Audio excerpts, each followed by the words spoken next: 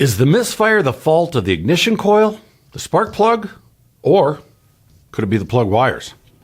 We're going to find out how to test and rule out the wires next. This video is sponsored by Blue Streak. Visit standardbluestreak.com to learn more. Ignition wires may not be as popular as a decade ago, but there are a lot of wires out there connecting spark plugs to coils and distributor caps.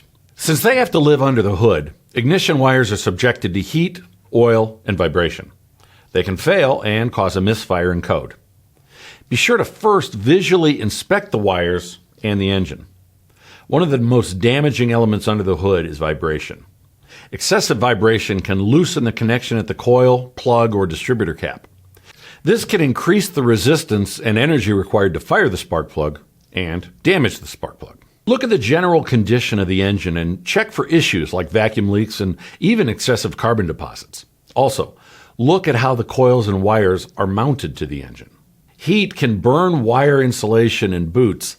If the wire or boot is crispy, it's more likely to offer the spark an easier path to ground.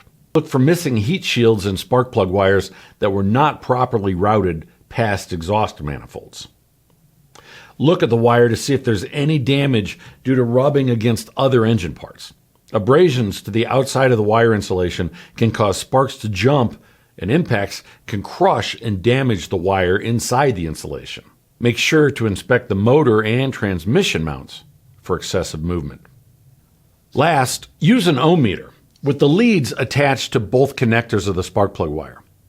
The resistance for most resistor coil wires is between 10,000 to 12,000 ohms per foot. However, consult the service information for the correct value.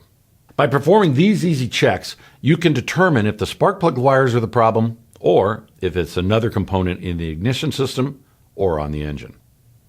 I'm Doug Kaufman. Thanks for watching.